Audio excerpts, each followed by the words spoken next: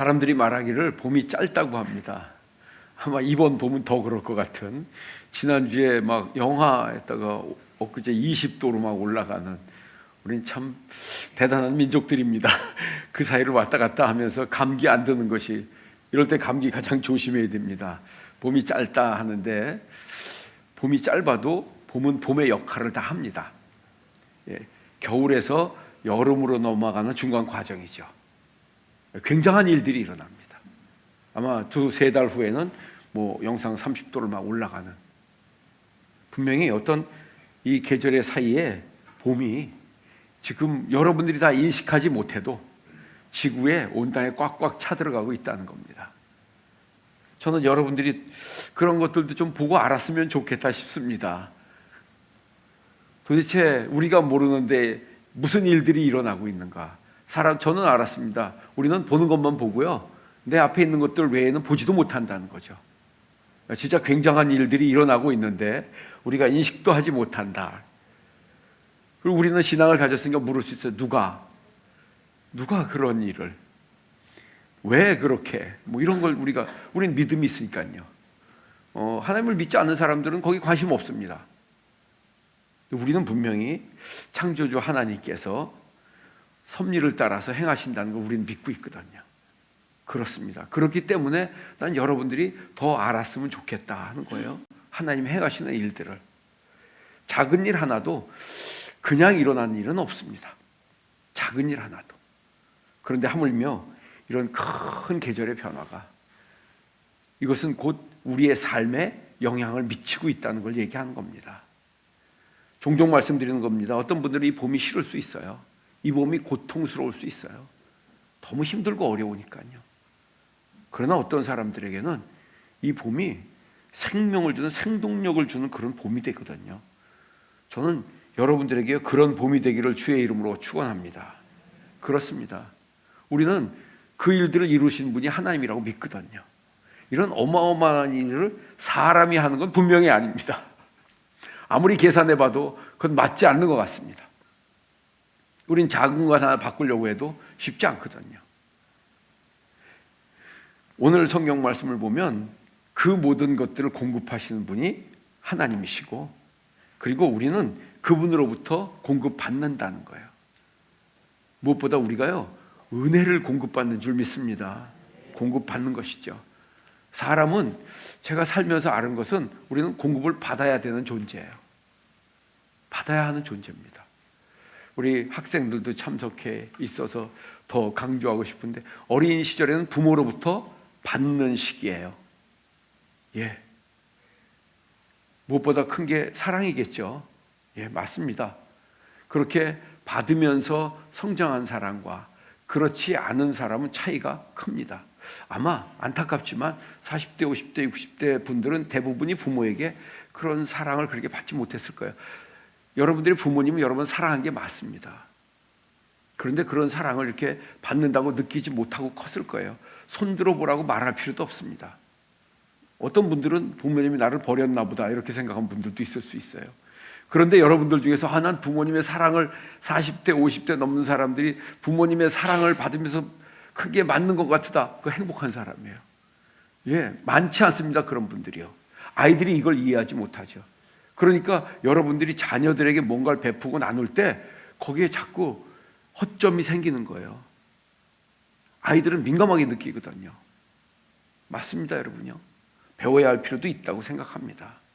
무엇보다 그래서 아이들은 부모님의 사랑이 가장 큰 거죠. 사랑받은 아이들은 안정감이 있습니다. 어지간한 일에 불안해하지 않습니다. 여러분 집 아이들이 많이 불안해한다고 하면 뭐 둘 중에 하나일 수 있어요. 타고나기를 예민한 아이들이 있어요. 그것도 누구 때문이에요? 둘 중에 한 사람 때문이에요.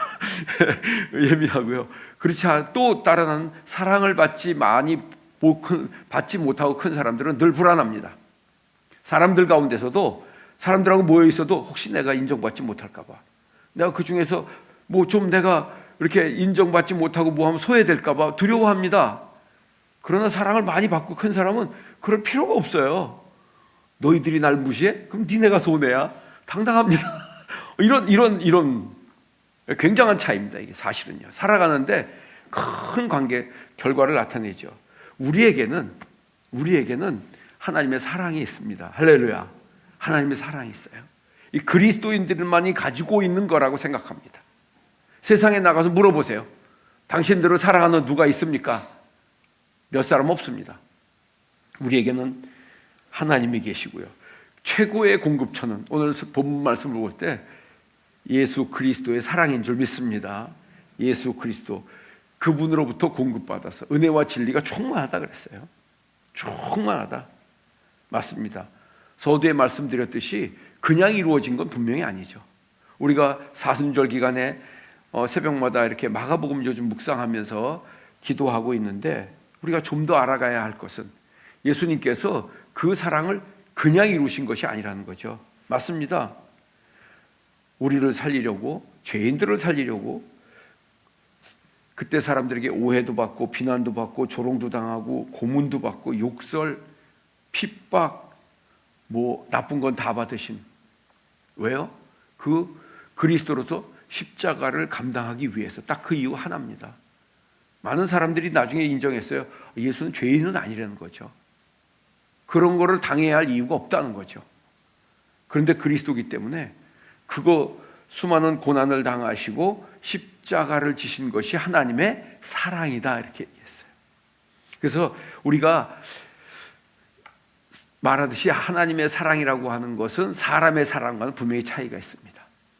분명히 차이가 있습니다. 예수님이 오셔서 뭔가 여러분들에게 나눠주고 이런 것보다는 가장 중요한 건 십자가를 지심입니다. 부모들의 사랑도 그런 것 좀 닮지 않았나요? 희생하는 것 면에 있어서 닮았습니다, 여러분요. 희생하는 점이 있었어요. 이유 없이 아이들을 돌보잖아요. 아이들은 절대 몰라요. 여러분들도 모르고 컸어요. 그래서 아이들의 입장에서는 왜 옆집보다 난 덜 주냐, 옆집 아이들보다 이런 것 때문에 막 불평하면서 크잖아요. 그 아이들이기 때문에 그래요. 그건 원래 모르고 크는 것 같아요. 그거를요. 언제 알아요? 어떤 분이 그러더라고요. 너하고 똑같은 딸 낳아서 고생해봐라. 똑같은 아들을 낳아서 그때 되면 압니다. 내가 그랬구나. 약간 압니다. 철없는 자녀들은 그것 커서도 모릅니다. 내가 그랬었구나. 그 그리스도의 사랑이, 우리가 다 이해할 수 없는 그리스도의 사랑이 우리를 죄에서 구원했다라고 성경은 말씀하고 있습니다. 요한일서 4장 16절 보면요, 이렇게 말씀했어요. 하나님이 우리를 사랑하시는 사랑을 우리가 알고 믿었노니 하나님은 사랑이시라. 사랑 안에 거하는 자는 하나님 안에 거하고 하나님도 그의 안에 거하시느니라. 아멘. 하나님은 사랑이시라 그랬어요. 자체가 사랑이라는 게 이거 어떻게 이해해야 합니까? 이해하기 쉬운 말이 아니에요, 여러분요. 하나님 자체가 사랑이시다. 그런데 성경은 그렇게 말씀하고요. 그 뒤에 4장 19절 가보면 이런 말씀이 있습니다. 우리가 사랑함은 그가 먼저 우리를 사랑하셨습니다. 아멘. 우리가 신앙생활하면서 예수님을 믿고 하나님을 사랑할 수 있는 것은 무엇 때문이다? 하나님이 먼저 우리를 사랑하셨기 때문이다. 먼저 우리를. 여러분, 성경을 보면 세상이 그랬다고 요한복음에 말씀하고 있는데, 유대인들은 끝까지 예수님을 거부했습니다. 끝까지 거부하고 부정하고 나중에 핍박하고 십자가에 달아서 죽였습니다. 그냥요. 처형했습니다. 그때 기득권자들인 종교 지도자들, 바리새인, 서기관, 사두개인, 또 정치적인 헤롯 당 이런 사람들이 똘똘 뭉쳐서, 나쁜 일에는 그렇게 똘똘 뭉치더라고요. 그 사람들이 원래 그렇게 뭉치는 사람들이 아니에요. 뭉쳐지지 않는 사람들이에요, 그게요. 그런데 예수님을 죽이는 일에 똘똘 뭉쳐서, 그리고 죽이기로 결정하고 선동하고. 여러분들, 누가 나쁜 사람인가? 우리가 그걸 지금 따져봐야 의미 없어요. 그런데 우리가 예수님을 모를 때 예수님께서 그런 십자가의 고난을 받으셔서 그 은혜로 우리가 구원을 얻고 우리가 새 삶을 살아가는 줄 믿습니다. 그렇습니다. 저는 여러분들에게도요, 그런 은혜가 있기를 주의 이름으로 축원합니다. 여러분들의 삶이 지금 부족하다 이런 의미가 아닙니다. 정말 새로운 삶이거든요. 맞습니다, 여러분요. 저는 이런 생각도 합니다. 봄에 이렇게 막 확 꽃이 피는데 혹시 하나님의 사랑이 그렇게 꽃을 피우는 건 아닌가? 그게 저 혼자의 생각이에요. 꽃은 너무 보기 좋잖아요. 우리가 그런 하나님의 은혜를, 우리가 삶 속에 그런 걸 누릴 수 있는 것은 첫 번째는 말씀을 통해서 됩니다. 이게 조금 신앙생활 하신 분들이 이해하는 거예요. 말씀을 통해서. 여러분들, 하나님의 말씀의 중요한 여러 가지 의미 중에 중요한 말씀 중에 하나는, 하나님의 말씀은 다른 말로, 성경의 다른 표현으로 자라는 뜻이 있습니다. 영어로 하면 캐논인데 자라는 뜻이에요. 척이라는 뜻이에요. 기준이에요. 기준이 어디 있느냐에 따라서 우리의 삶이 달라집니다. 여러분들의 마음이 보는 것이 달라집니다. 기준이 어디 있는가 이 말이에요. 요즘 공평해야 된다고 하잖아요. 공정해야 한다고 그러잖아요. 기준이 어디에 있는가 하는 거예요. 여러분들의 생각이나 여러분들의 욕구가 기준이 아니에요. 근데 우리는 그 기준 때문에 불행해지기도 하고 행복해지기도 하는 거예요. 여러분, 마음의 기준은 너무 신뢰하면 안 돼요, 여러분요. 그래서 자꾸 버려라, 낮춰라 하잖아요. 그건 그 기준에 대한 얘기예요. 기준을 높이 잡으면 그때부터 여러분들은 참 삶이 피곤해집니다. 기준이 하나님의 말씀에 있습니다. 말씀에 있습니다. 여러분, 하나님의 말씀이 기준이고 하나님의 말씀이 길이라는 것을 깨닫기를 주의 이름으로 축원합니다. 그래서 교회에서 자꾸 말씀하는 거예요. 두 번째는요, 따라하겠어요. 기도를 통해서 채워집니다. 어떤 분이 그러더라고요. 기도 총량의 법칙이 있대요. 성경에 없는 말이에요. 기도 총량의 법칙이 있대요. 얼마만큼 채워져야 된대요. 저는 공감합니다. 예. 그럼 뭐 많은 시간 기도를 해야만 합니까? 그런 뜻은 아니에요. 그런데 어떤 일이든지 그것이 채워져서 이루어지는 때가 있더라고요. 내가 원하는 시간하고는 꼭 맞지 않아요. 예. 그래서 저는 그 기도 총량의 법칙이라고 하는 것에 공감하는 거예요, 여러분요. 여러분, 봄이 이미 시작됐어요. 언제쯤 되면 꽃이 확 피거든요. 정말 놀랍게 피어납니다. 그게 찼을 때 어느 정도예요? 온도와 뭐 이런 것들이 딱 찼을 때 확. 여러분 삶은 어떨까요? 저는 사람도 비슷하다고 생각합니다. 그게 채워지지 않으면, 어떤 것이 채워지지 않으면 그런 날이 혹시 없지 않을까요? 하나님의 때가 그렇습니다. 무엇인가 눈에 보이는 변화가 일어나기까지는 시간도 필요하고 뭔가 질적인 것도 양적인 것도 필요한 게 분명합니다. 많은 분들이 질문합니다. 목사님, 얼마나 기도해야 합니까? 제가 뭐라고 대답하겠어요? 목사님, 얼마나 기도해야 합니까? 한번 옆에 물어보세요. 집사님, 얼마나 기도해야 합니까? 이렇게 대답하세요. 그걸 왜 나한테 물으세요? 아니, 그걸 왜 나한테 물으세요? 아니, 목사님이 대답해 주신 분이 아니에요. 예, 열심히 하세요. 이러고 합니다, 그냥요. 제가 뭐라고 하겠어요? 얼마나 기도해야 합니까? 제가 답을 내릴 수 있는 사람이 아니에요. 그런데 분명한 것은요, 기도에 분량이 있어요. 누가 채울 수 있겠어요? 도전받고 간절하고 힘이 있는 사람이 거기까지 가는 거예요, 여러분요. 그렇지 않으면 가다가 멈춰서는 거예요. 동기가 약해도 멈췄습니다. 한 번, 두 번 하고, 에휴, 꼭 이렇게까지 해야 되겠어? 우리 새벽기도 나온 분에 그런 분은 없겠죠. 새벽까지 가서 그렇게 난리를 피워야 되겠어? 금요 기도회까지 가서 그렇게 해야 되겠어? 그건 선택은 자유예요, 여러분요. 그러나 중요한 것은 채워지는 그 분량이 있다는 거죠, 여러분요. 분량이 있습니다.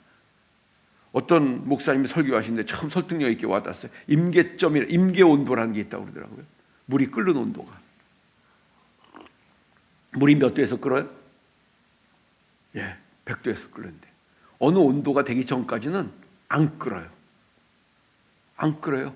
계속 불을 달고 있는데도 안 끓어요. 딱 그 온도가 되면 확 끓어서 넘치기 시작합니다. 예. 우리의 신앙생활은 어떨까요? 늘 여러분들 40도, 50도, 60도로 미지근하게만 살아가는 거 아닐까요? 그렇다고 하면 안 하는 것보단 그렇게라도 하는 게 낫습니다. 그렇게라도 하는 게 분명히 낫습니다. 뜨뜻하게라도 하니까요. 그러나 아쉽지 않습니까? 여러분 인생에 하나님께서 준비하신 것이, 그러니까 예수님께서 이렇게 말씀하잖아요. 마태복음 7장 7절 8절. 이건 다 같이 읽었으면 좋겠어요. 큰 소리로 시작. 구하라 그리하면 너희에게 주실 것이요 찾으라 그리하면 찾아낼 것이요 문을 두드리라 그리하면 너희에게 열릴 것이니 구하는 이마다 받을 것이요 찾는 이는 찾아낼 것이요 두드리는 이에게는 열릴 것이니라. 아멘. 아까 질문한 사람의 답이에요. 얼마나 기도해야 합니까? 이 말씀이 답이에요. 언제까지 구하고 자꾸 두드려야 할까요? 얻을 때까지요. 예, 맞습니다. 뭐 다른 말로 바꿔도 돼요. 주실 때까지요. 혹시 여러분들이 이미 하다가 멈추고 있다고 하면 이미 원하는 마음도 없어진 거 아닐까요? 말은 원한다고 하는데 마음은 이미 떠나간 거 아닐까요? 그러니까 멈춘 거 아닐까요? 정말 간절한 소망만 있어도 멈출 수 없거든요. 여러분들 속에 그 간절함이, 애절함이 사라져버리고 희미해진 거 아닐까요? 어쩌면 소망이 다 무너진 거 아닐까요? 기대가, 미래에 대한 것들이 다 없어진 거 아닐까요? 그렇다고 하면 우리 생각해 봐야 합니다. 예, 쉽지 않다는 건 아닙니다. 현실은 다 어렵고 힘든 거 맞습니다. 그런데 어떤 사람들은 끊임없이 지속적으로, 끊임없이, 제가 그런 거 할 때마다, 설교할 때마다 비유로 들잖아요.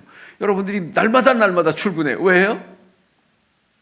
한 달 후에는 뭐가 나와요? 급여가 나와요. 자, 그 소망 하나요? 근데 갔더니 한 달, 두 달 계속 돈을 안 줘요. 그럼 어떤 마음이 들어요? 가야 하나? 뭐 요즘은 노동청 간다고 하더라고요. 어쨌든 가야 하나? 여러분, 저는 여러분들의 이 봄의 마음속에 있는 소망에 대해서 묻고 있는 겁니다. 무엇을 바라보고 기도하냐고, 무엇을 보고 살아가고 하느냐는 것입니까? 말씀드리는 겁니다. 정말 여러분들이 부부가 만나서 처음에 만났을 때 그 뜨거운 마음으로 평생 산다고 생각하시는 거는 아니겠죠? 점점 희미해지고 있는 거 아닐까요? 기대하는 바가 하나도 없어진 거 아닐까요? 우리 좀 생각해야 합니다. 믿음의 기도는 지속하는 힘이 있습니다. 지속하는. 정말 여러분들이 기도에 대한 그 믿음이 있었으면 좋겠고요. 기도가 무엇인지를 깨닫고 여러분들의 삶에 기도의 힘을 얻기를 주의 이름으로 축원합니다. 혹시 이런 분 있어요? 나는 최선을 다했는데 너무 어렵다. 기도하세요. 네. 여러분들이 성실하지 않다는 게 아니에요. 여러분들이 열심히 안 살았다는 게 아니에요. 그러나 하나님의 하심을 봐야 합니다. 그렇습니다. 그리고 하나님의 그 예수 그리스도의 충만한 은혜는 우리의 삶을 통해서 나타나고 이루어집니다. 요한복음 1장 14절에 보면요, 이렇게 말씀했습니다. 말씀이 육신이 되어 우리 가운데 거하심에. 예, 이거는 굉장히 어려운 말이에요. 예, 말씀이 육신이 되어 오신 분이 예수 그리스도라는 말씀이기도 하고 그분이 우리하고 똑같은 몸을 입고 이 땅에 오셨다는 뜻이에요. 뭐 다른 성경에는 하나님과 동등됨을 포기하셨다 이렇게 되어 계셨어요.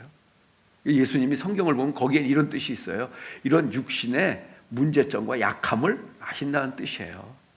예, 그냥 신의 형상으로 어떤 뭐 영적인 걸로 왔으면 전혀 이해하지 못합니다. 사람은요 더 흥미로운 존재예요. 운동을 해서 누구처럼 건강한 사람은 연약한 사람은 이해하지 못합니다. 왜 그러냐고 그럽니다. 자꾸요.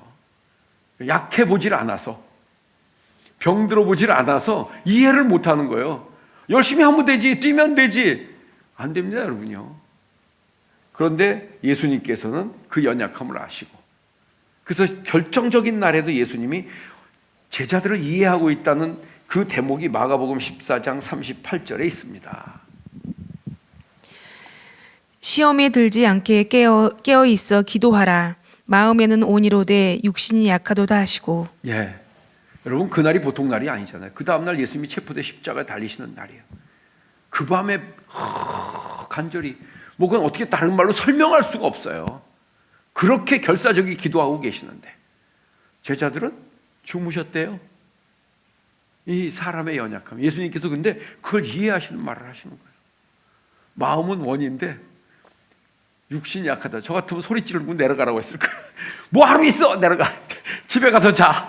그런 분들도 있더라고요. 여러분들, 근데 예수님께서는 그걸 이해하셔요.